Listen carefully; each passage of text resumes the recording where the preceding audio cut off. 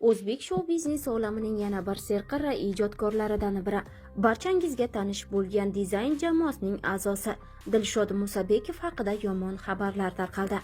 Assalomu alaykum, hurmatli tomoshabin. Kanalimizga xush kelibsiz. Videoroliklarimiz ostida bir dona like hamda podpisatsiya tugmachasini bosib qo'yishni yodingizdan chiqarmang. Dizayn jamoasining a'zosi Dilshod Musabekov Milliy telekanaldagi Ayol qalbi ko'rsatuviga bergan intervyusida 8 kunlik konsert jarayonlari ketayotgan vaqtda yurak xuruji sabab komaga tushib qolgani, hayotidagi kutilmagan qiyin kunlar haqida intervyu berdi hamda barcha kuzatuvchilarini hayratda qoldirdi.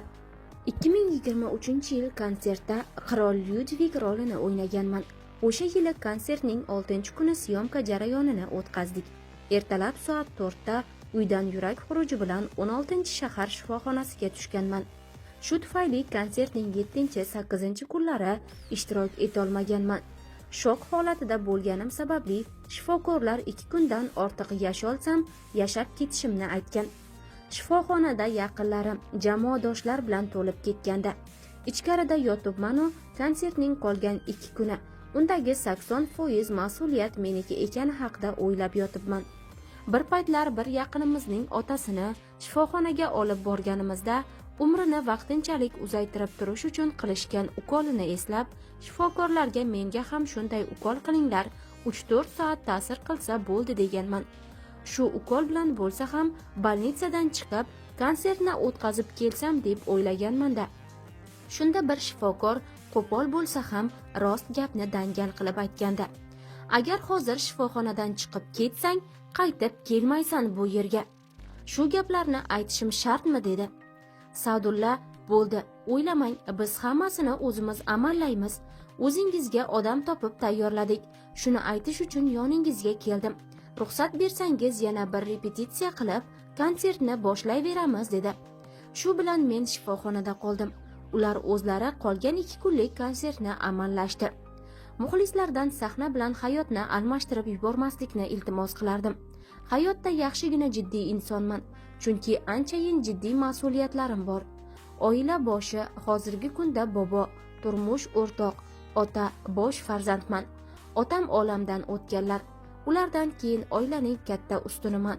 Sahnada kimnidir obrazini yarataman, rolimni ijro etaman. Ko'pchilik bilan birga o'tirganingizda ularni kuldirib o'tirishingizni xohlashadi.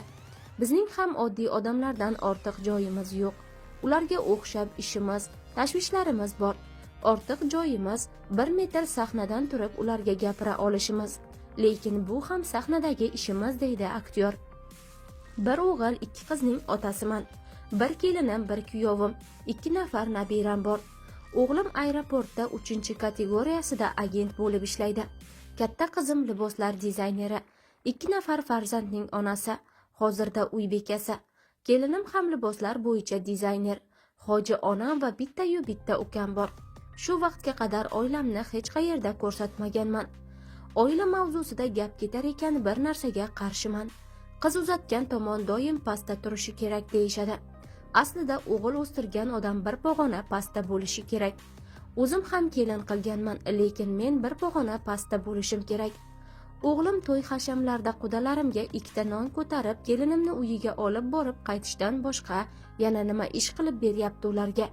Ular esa qizini berdi.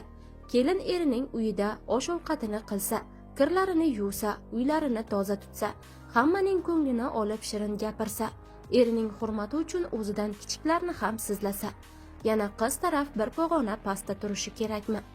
Qudamga qizingiz menga omonat deganman. Birovning qizini uyingizdan olib o'tirishingiz qiyin. Chunki sharoitlari boshqa bo'lgan xonadonga o'rganish, yangi muhitga ko'nikish oson emas. Ayolim bilan kelinim bir-birlari bilan dugonalardik. Kelin tushirishimizdan oldin ayolim men eng zo'r qaynona bo'laman, Xudo xohlasa derdi. Hamma oilada ba'zida kichik gap so'zlar bo'lib turadi. Ayolim ham ba'zan kelinimizdan menga noligandek bo'lsa, baraka topkur, boshlama. Men qudalarimga va'da berib kelganman. Ertaga menga lafzingizning chegarasi bormidi deysa, nima deyman deb aytaman. Ayolim ham aslida kelinimga hech nima demaydi. Kelib menga aytib oladi gaplarini deydi dizayn jamoasining a'zosi Dilshodbek Musabekov.